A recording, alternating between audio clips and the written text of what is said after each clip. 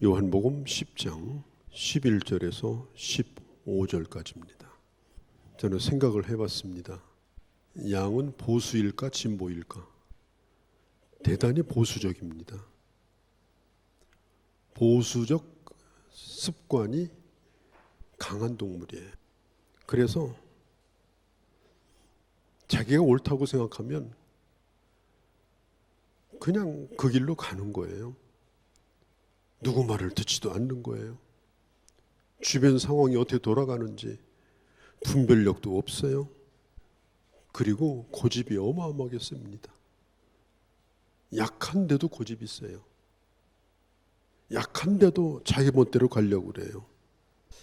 그래서 양은 기질적으로 좀 보수적인 기질을 가진 동물이다, 이런 생각을 해보게 되어집니다. 제가 이스라엘에 갔을 때 그 산 등송이 이런 데를 지나가다가 이상한 걸 발견했어요. 이게 산 등송이에 줄이 쭉 이렇게 가 있는 거예요. 자세히 보면 게 줄이에요. 근데 줄이 하나가 아니고 한 줄, 두 줄, 세 줄 꼭 악보와 같아요. 그래서 제가 안내자에게 물어봤어요. 저게 뭐냐? 그랬더니 저건 양들이 다닌 길이다. 원래 사막에는 길이 없거든요. 그런데 양들은 다니는 길만 다니는 거예요. 절대로 다른 길로 가지 않아요. 그 길로만 다녀요. 그렇게 하다 보니까 결국 사막에도 그런 길의 흔적이 남아있게 되었다. 그래서 그때서야 비로소 그렇구나 깨닫게 되었습니다. 한 표거리가 지나가면 길이 조금 나고 그 다음 또 지나가면 또 나고 그러다가 나중에는 그것이 희미하나마 결국은 길이 되는 거예요. 그 양은 자기가 다닌 길로만 다니는 거예요. 다른 길로 안 다녀요. 고집을 합니다. 고집이 굉장히 세고 그리고 자기들이 가지고 있는 습관을 스스로 버리지 않는 그런 특징을 가지고 있습니다. 그리고 양은 한번 이렇게 풀밭을 만나면 목자가 말리지 않으면요 뿌리까지 다 뜯어 먹어버려요. 그래서 다음에 먹을 풀이 없어요. 아주 그냥 다 땅을 버립니다. 그래서 이 목자가 없으면은 양들은 결국은 모든 풀밭을 결국 다 잃어버릴 수밖에 없더라 하는 것입니다. 이런 얘기가 있어요. 오늘처럼 비가 오는 날인데 양 한 마리가 잔뜩 비가 맞아가지고 그 두꺼운 털옷이 다 젖었어요. 얼마나 무거운지 견딜 수가 없는 거예요.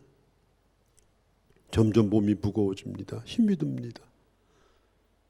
그러니까 이 양이 하나님 앞에 하소연을 했어요. 하나님, 왜 저를 이 모양으로 창조하셨습니까?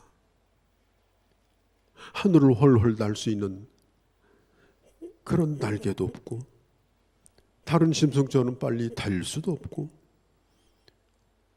그렇다고 힘이 좋아가지고 좋은 근육을 가지고 있는 것도 아니고 또 나쁜 짐승이 오면 대항할 힘도 없고 그냥 비나 맞고 그냥 비옷이나 무거운 거 입고 서 있는 이 모습이 참 내 처지가 딱합니다. 왜 이 모양으로 지었습니까? 이렇게 물어본 거예요. 이렇게 하나님께서 대답을 하셨답니다. 야, 그러면 너 저 사슴 봤지? 아주 막 날카로운 뿔을 네 머리에다 내가 심어줄까? 근데 양이 가만히 생각하더니 자기 성질에 뿔 달아놓으면 막 들이받을 게 뻔한 거예요. 뿔이 생기면요 저는 뿔이 간지러워서 못 견딜 것 같아요. 불은 아무래도 안 될 것 같습니다. 하나님이 또 묻습니다. 야, 내가 너에게 날카로운 이를 줄까? 한번 물면 그냥 뭐든지 다 씹어버릴 수 있는 그런 이빨 말이야. 그러니까 양이 하는 말이, 하나님 생각해 보니까 내 성질에 내가 이빨 있다면 내가 가만히 있겠습니까? 물어 뜯어버리지. 그건 안 될 것 같습니다.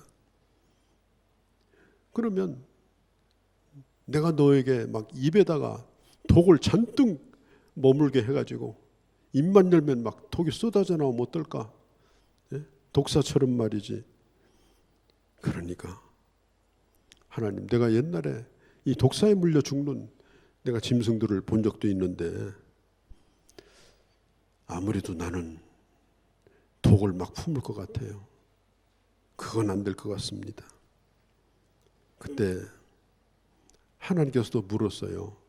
그럼 어떻게 하면 좋겠냐? 양이 그렇게 대답했답니다. 하나님, 이대로 살다 죽는 게 좋겠습니다. 그 대신 조건이 하나 있습니다.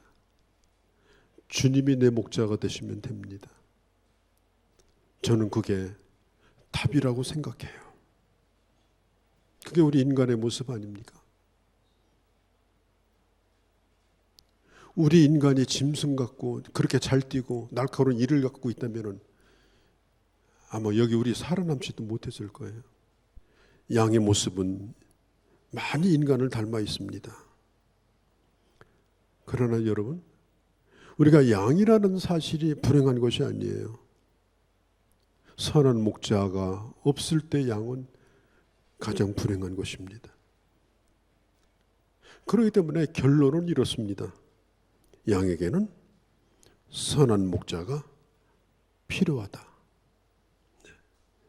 양은 목자의 발자국 소리를 들으면 엄청나게 기뻐한답니다. 양은 목자의 그 부르는 소리가 가까이 오면은 막 반가워서 못 견뎌한답니다. 왜냐? 그 양은 목자를 잘 알기 때문에, 그 목자가 얼마나 선한가, 그 목자가 자기들을 얼마나 성실하게 인도해 주는가. 그래서 그런 문화적 배경 속에서 우리 주님께서 말씀하시는 거예요. 내가 누군 줄 아니? 내가 바로 선한 목자다.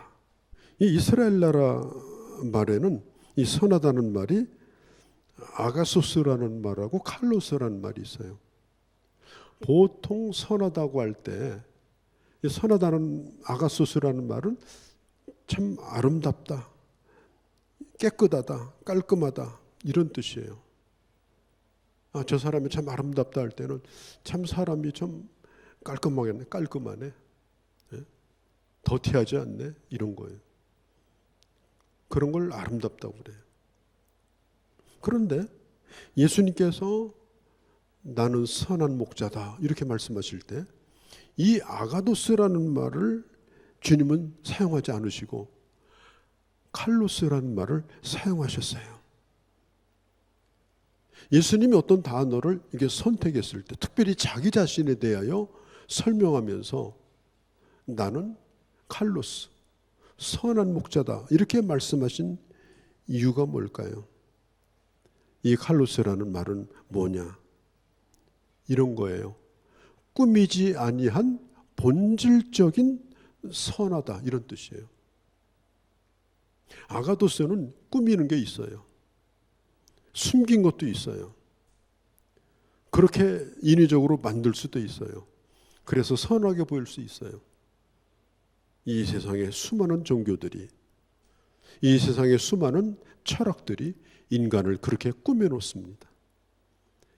그래서 오래도록 돌을 닦은 이 수도인들을 보면 좀 착하게 생겼잖아요. 그게 바로 아가도스예요. 우리 예수님은 칼로스입니다. 이분은 어떤 분이냐? 이분은 본질적으로 선한 분이에요. 파고 또 파도 선한 분이에요.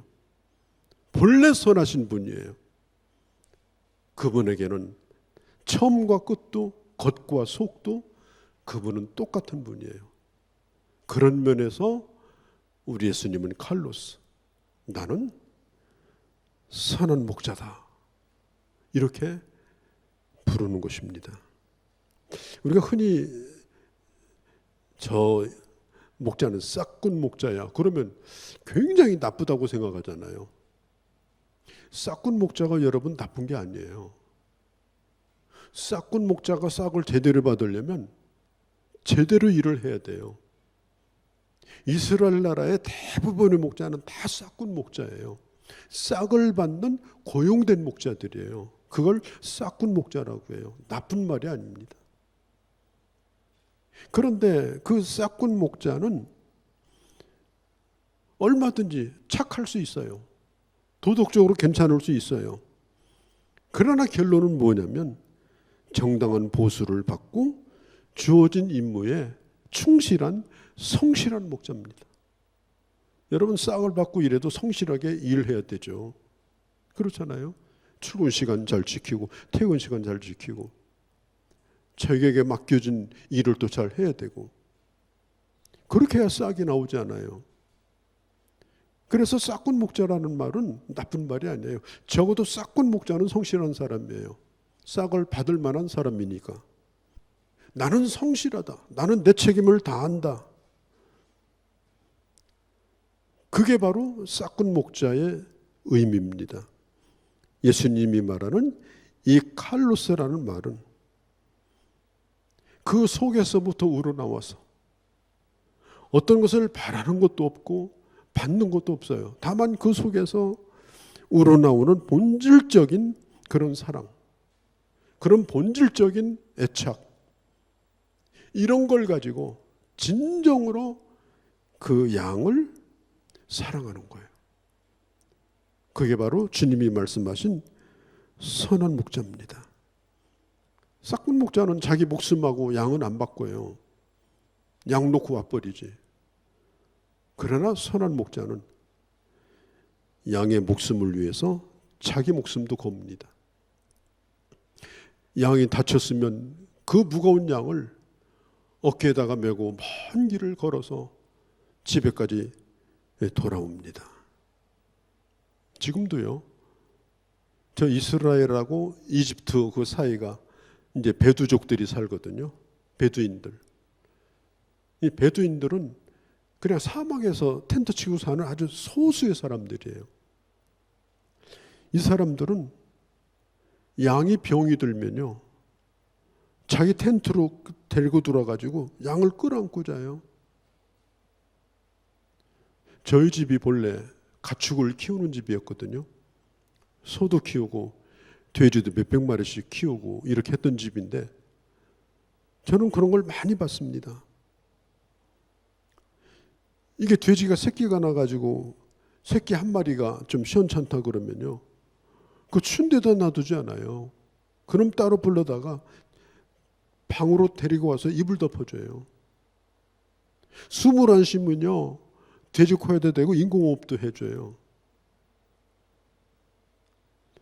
아니면 따뜻한 부뚜막에, 시골 부뚜막은 불 때니까 따뜻하잖아요. 따뜻한 부뚜막에다가 이렇게 와서 특별히 관리를 해줘요.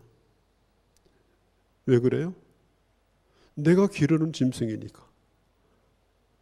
가족과 똑같이 대하는 겁니다. 선한 목자는 양을 진심으로 사랑합니다. 그런 면에서 우리 예수님은 선한 목자십니다. 기독교라는 종교의 교주가 아니에요. 기독교라는 종교의 성인이 아니에요. 예수님은 우리를 지극히 사랑하시는 목자시다. 그러면 그 목자는 어떤 목자나 선한 목자의 개념 가운데 중요한 것이 예수님은 앞서가는 목자입니다. 목자가 앞장서 가지고 갑니다. 앞에 있는 모든 위험을 다 감지합니다. 그리고 어떤 위험이 닥쳤을 때에 자기가 먼저 그 일을 당합니다. 피 흘릴 일이 있으면 자기가 먼저 피를 흘리게 됩니다. 고난을 받을 일이 있으면 자기가 먼저 고난을 받습니다. 네가 나를 위해 고난받아라 이렇게 하지 않고 우리 주님은 이 땅에 이미 오셨고 이미 죽으셨고 이미 고난을 주님은 받으시고 그리고 수고하고 본 심진자들아 다 내게로 오라.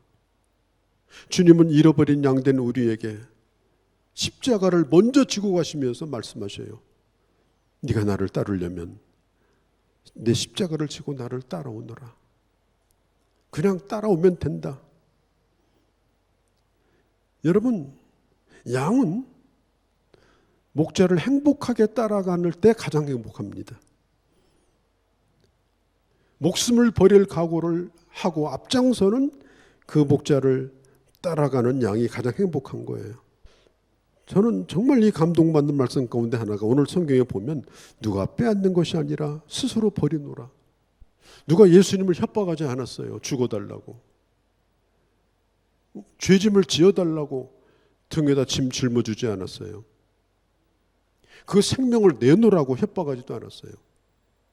오히려 예수님이 십자가에 달렸을 때 사람들이 네가 하나님의 아들이면 십자가에서 내려와야 하나님의 아들이지 거기서 죽으면 되겠니라고 지나가는 사람도 조롱했어요. 우리 예수님은 스스로 자기 생명을 버린 분이에요. 스스로 버릴 수 있는 것은 사랑하지 않으면 가능하지 않아요.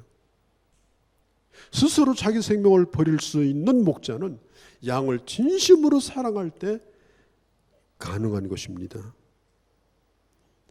그래서 양은 목자에게 묻지 않아요. 아니 왜 우리를 이런 곳으로 데리고 갑니까? 뒤에서 이래라 저래라. 양들은 결코 그렇게 하지 않습니다. 아니 가시던 풀은 왜 오는 겁니까? 그렇게 하지도 않아요. 시편 23편인 것처럼 사망의 음침한 골짜기를 지날 때도 그냥 따라갑니다. 왜 그런지 아세요? 그 목자가 인도하는 대로 따라가면 반드시 푸른 초장이 눈앞에 펼쳐질 것을 믿기 때문에 그럽니다. 이 선한 목자 되신 우리 주님은 언제나 앞서가시면서 우리 갈 길을 인도하시는 거예요. 여러분 세상의 종교를 한번 생각해 봐요. 종교가 다 뭐죠? 우리를 위해 희생해 달라는 거예요. 우리를 위해서 고생하라는 거예요. 끊임없이 등에다 짐을 짊어지고 요구하는 게 종교의 특징입니다. 그러다가 자기 문제 자기도 해결 못하고 그리고 세상 떠나는 게 이 세상의 종교예요. 예수님은 인간의 문제가 뭔지를 다 알고 오셨어요. 그게 뭐예요? 죄와 죽음의 문제예요. 그래서 주님은 십자가에 우리를 위해서 우리 죄를 위해서 죽으신 거예요. 그리고 주님은 왜 살아났어요? 죄의 결과인 사망의 문제를 풀으려고. 그래서 십자가와 부활은 인간이 가지고 있는 근본적인 문제를 해결하는 유일한 방법이 바로 십자가입니다. 주님은 그 길을 열어놓으셨고 활짝 열어놓으셨고 나만 믿고 따라오라 이렇게 말씀하는 거예요. 얼마나 놀라운 은혜입니까? 양에게 있어서 가장 중요한 것이 뭐냐면 목자의 음성을 잘 들어야 됩니다. 분명하게 들어야 돼요. 어떤 목자가 진짜 목자인가 분별해야 돼요. 건강한 양은요, 실제 테스트를 해봤다고 그래요. 주인하고 똑같은 목장을 하고 변장을 하고 휘파람을 불었다는 거예요. 그런데 양은 주인의 표정과 주인의 복장을 보고 따라가지 않더라는 거예요. 자기가 들었던 주인의 그 부름, 자기를 부르는 그 주인의 소리를 분별하고 따라가더라는 거예요. 뭐가? 건강한 양은. 그래서 이 건강한 양으로 산다는 것은 가장 중요한 게 뭐냐면은 목자의 음성을 잘 듣는 겁니다. 이 듣는 귀가 있는 사람이 복된 거예요. 우리가 살고 있는 이 세상은 너무너무 채널이 많아요. 뭐 200몇 개가 되더라고. 저희 집안에 있는 텔레비전도 보니까 200몇 개가 돼요. 뭐가 뭔지도 몰라요. 너무 채널이 많다 보니까 못 견뎌요. 1분 만에 한 번씩 돌려요. 1분 만에. 견디지 못하는 거예요. 왜? 너무 많은 소리가 들려오니까. 이게 지금 망쳐드는 거예요, 지금. 목자의 음성을 들어야 되는데, 그걸 분별할 수 있어야 되는데, 끊임없이 영상, 끊임없이 채널을 돌리면서 자기 입맛에 맞는 것을 골라서 보고 듣다가 결국은 다 망하는 겁니다. 건강한 양은 참 목자의 음성을 잘 듣고 예민하게 듣고 믿고 듣고 신뢰하고 듣고 그리고 따라갑니다. 하버드 대학교 총장을 지낸 나단 후시라고 하는 분이 있어요. 이분이 20세기를 한마디로 이렇게 얘기했습니다. 20세기라는 어떤 세기냐? 오늘 우리는 부를 수 있는 노래를 잃어버렸다. 흔들 수 있는 깃발을 잃어버렸다. 믿을 수 있는 신조를 잃어버렸다. 믿을 수 있는 정신, 신조를 잃어버렸다. 따라갈 수 있는 지도자를 잃어버렸다. 그렇습니다. 오늘 이 시대의 비극은 목자가 없는 시대를 살고 있는 것이 비극입니다. 바라볼 깃발이 없습니다. 따라갈 지도자도 없습니다. 내가 믿고 분명히 확신하는 그런 신조가 없습니다. 나를 행복하게 만드는 노래가 없습니다. 그게 바로 오늘 현실입니다. 선한 목자 되신 우리 주님, 그 주님이 말씀하실 때에 묻지 아니하고 우리 주님을 따라가는 그런 복된 여러분들의 발걸음이 되시기를 주의 이름으로 축복합니다. 선한 목자는 특별히 그 양들을 개별적으로 잘 압니다. 그 양의 특징이 뭔지. 양도 다 성격이 달라요. 똑같은 성질을 가지고 있는 게 아니에요. 습관도 달라요. 그런데 목자는 그걸 알아요. 저놈이 뭘 싫어하는지, 지금 저 양이 뭘 원하는지 그걸 알 때 구체적으로 압니다. 양의 걸음만 봐도 그걸 알아요. 그날의 컨디션도 양 문 앞에 딱 지나갈 때 걸음 딱 보고 아, 저놈이 오늘 어디에 문제가 있구나. 그리고 딱 걸러가지고 바로 치료해 주는 거예요. 오늘 14절 15절에 보면 내가 양을 알고 그랬잖아요. 내가 양을 알고. 그렇습니다. 내가 양을 알고 주님은 우리의 모든 걸 아셔요. 그 다음에 또 이렇게 얘기해요.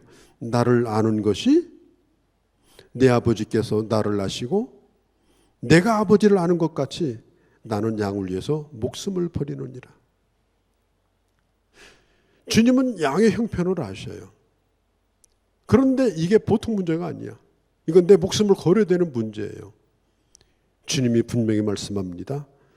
그렇다면 나는 내 목숨을 나는 던지겠다. 우리가 힘들고 어려울 때 얼마나 어렵습니까? 누가 나를 알아주겠는가? 누구에게 말할 수도 없고 하소연해봐야 아무 소용도 없어요. 누구에게 내 사정 얘기해봐야 100% 후회하지 않습니까? 그게 내게 오히려 약점이 되고 내게 허물이 될 수밖에 없어요. 그러나 주님이 나를 안다고 하는 것은 그걸 꼬투리 잡아가지고 너 내가 알지, 지난번에 네 얘기 내가 들었지, 그리고 그걸 가지고 내 약점을 이용하는 그런 분이 아닙니다. 그 약함을 어떻게 하든지 채워주려고 모든 것을 들여서 나를 도와주시는 분이 선한 목자 되신 예수님이십니다. 어린아이를 기르는 엄마가 아이를 얼마나 잘합니까? 얼굴만 봐도 알잖아요. 얘가 먹고 싶어 하는지, 예? 아니면 끙하려고 하는 건지 다 알아요. 경험상 사랑하기 때문에 합니다. 우리 예수님이 우리를 지식으로 하는 게 아니에요. 우리를 지극히 사랑하기 때문에. 솔직히 내가 주님 앞에 구체적으로 알지 않아도 구하기 전에 주님은 아시는 분입니다. 요한복음 10장 3절에 바로 그 앞에를 보면 이렇게 말해요. 문지기는 그를 위하여 문을 열고 양은 그 음성을 듣나니 그가 양의 이름을 각각 불러 인도해내느니라. 양의 이름을 각각 불러. 가끔 가다가 이런 전화가 와요. 목사님 제가 누군지 아세요? 이렇게 보면 모르는 전화번호예요. 다짜고짜 물어봐요. 목사님 제가 누군지 아세요? 정말 그럴 때는요. 시험 보는 학생 같은 마음이에요. 그 순간 머리에서 지가 나죠. 그럴 때는 정말 답답하고 미안할 때가 가끔 있습니다. 사람이 가지고 있는 이 이름을 외우는 기억력은 300명 정도 된다고 합니다. 그냥 아는 척하는 사이가 아니라 알면서 이름을 외울 수 있는 것은 300명 정도. 그래서 교인이 300명 넘는 건 다 이건 문제가 있다는 거예요. 적어도 목회자가 그 교인들의 얼굴을 익히고 목소리만 들어도 알 수 있는 그게 가장 좋은 환경이라는 겁니다. 뭐 수천 명, 막 수만 명 모여서 아무리 그럴듯하게 뭐 찬양을 하고 무슨 뭐 대단한 걸 해도 내가 그를 모르고 그가 나를 모르는데 이게 좀 어려운 거예요, 사실은. 그러니까 구체적인 인도를 받을 수가 없는 거예요. 무리 가운데서 좋아할 뿐이지 구체적인 인도, 구체적인 치유함, 구체적인 회복을 경험하기가 어려운 거예요. 성경은 말합니다. 내 이름을 내 손바닥에 새겼다. 주님이 얼마나 기억력이 좋으십니까? 손바닥에 안 새겨도 아시는 분이잖아요. 근데 주님 뭐라고 그래요? 손바닥에 새겨놓고 아예 보고 계시다는 겁니다. 나를 아시는 우리 주님.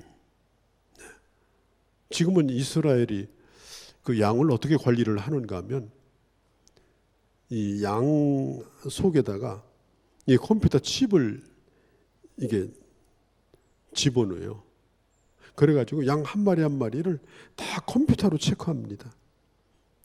그래서 딱 이게 지나갈 때 잠시만 딱 세워놓으면요.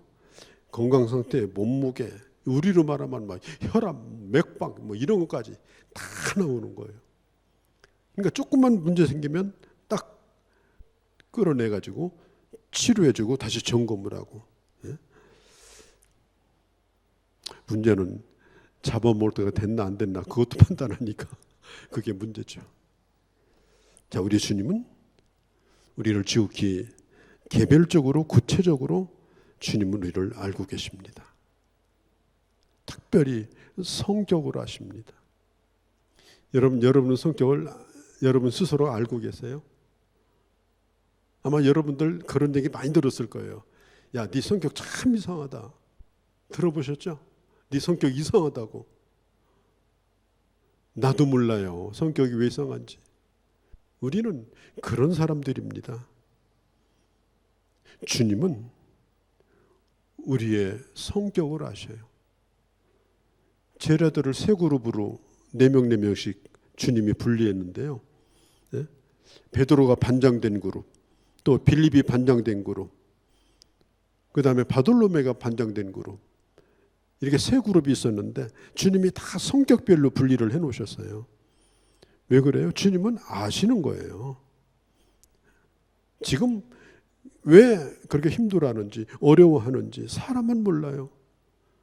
사람은요 아무리 누가 앞에 울고 있어도요 왜 우는지 알 수가 없는 거예요. 왜 힘들어하는지 알 수 없는 거예요. 네 부모라도 그러잖아요. 야, 너 밥을 굶었니? 뭐? 너 모자란 게 뭔데? 그렇게 징징 짜니? 그렇게 하잖아요. 모르니까 그런 거예요. 다윗이 얼마나 어려운 시절을 보냈어요.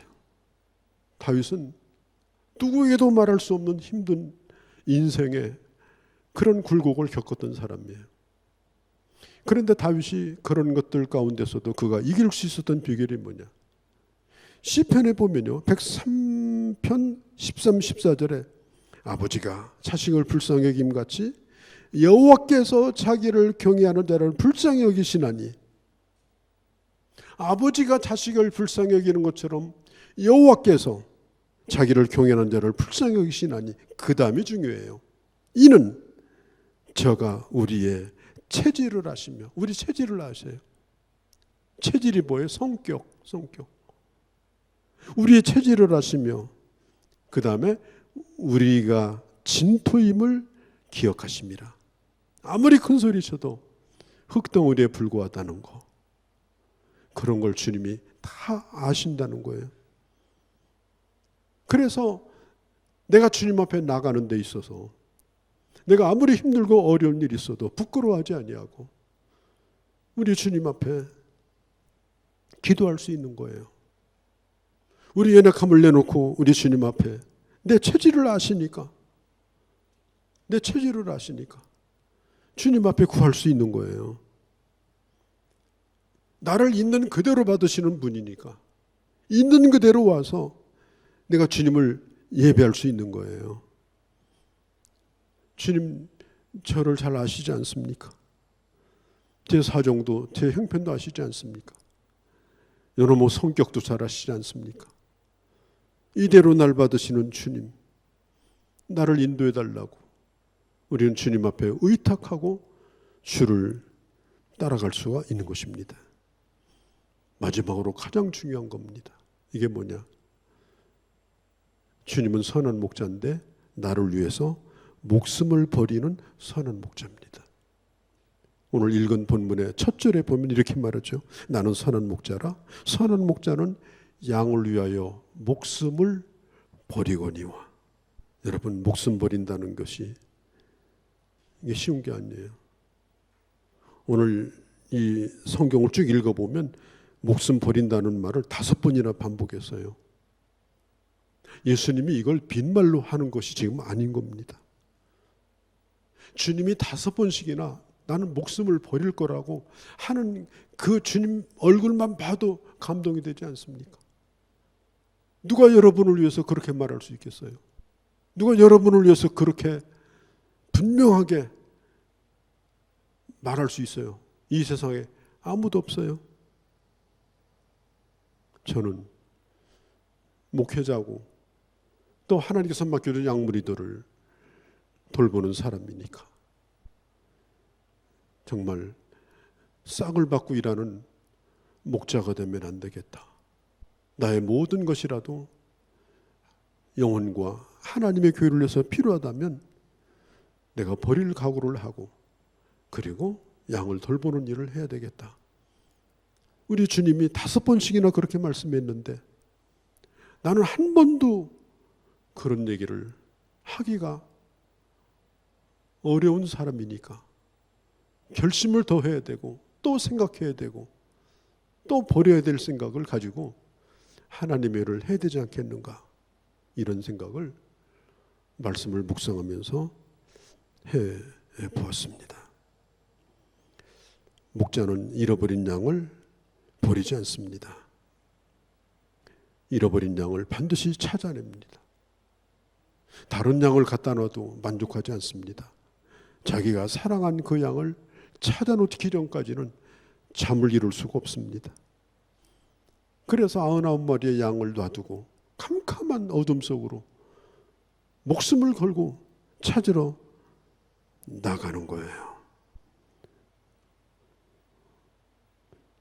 내가 잃어버려진 것처럼 내가 슬픔의 자리에 있을 때, 내가 침체되어서 영적으로나 육체적으로 완전히 내려앉아 버리고 꺼져 버릴 때, 이 세상에는 나를 알아주는 사람이 없다고 정말 외롭고 고독하다고 느낄 때, 주님은 내가 잃어버려진 것을 아시는 주님입니다. 그리고 주님은 우리를 찾아오는 거예요. 그래서 우리가 주님을 따라갈 수 있는 겁니다. 주님은 말씀합니다. 나를 따라오라. 나를 믿고 따라오라. 아무 얘기도 하지 말고 너의 모든 것을 내게 의탁하라. 걱정도 맡기고 너의 연약함도 다 맡기고 나를 따라오라. 목자 되신 주님은 내가 알지 못하는 좋은 것들을 예비하시고 내가 알지 못하는 길을 준비하시고 오늘도 내 인생길을 인도하시는 우리 주님입니다. 선한 목자 되신 우리 주님, 오늘 제가 주님을 따르리이다. 이것이 여러분들 오늘 이 아침에 분명한 고백이 되어주시기를 바랍니다. 거룩하신 우리 아버지, 그 자신이 하나님이셨고 또 하나님의 아들이셨지만 그러나 우리 주님은 이 땅에 내려오셔서 우리 가운데 함께 하셨고 우리를 위해서 자기 생명을 버려 우리의 선한 목자가 되셨습니다. 누가 내 목숨을 요구한 것이 아니라 내가 스스로 버렸고 그리고 내가 목숨을 버리겠노라고 오늘 짧은 말씀 가운데도 5번씩이나 우리에게 확답을 주셨습니다. 따라가도 될 만한 분이오니 우리의 모든 것을 내려놓고 주님만 따라가는 그런 저희의 발걸음이 되게 하여 주시옵소서. 선한 목자 되신 주님, 저희들의 삶을 인도하여 주시옵소서. 우리 주 예수님의 이름으로 기도하옵나이다. 아멘.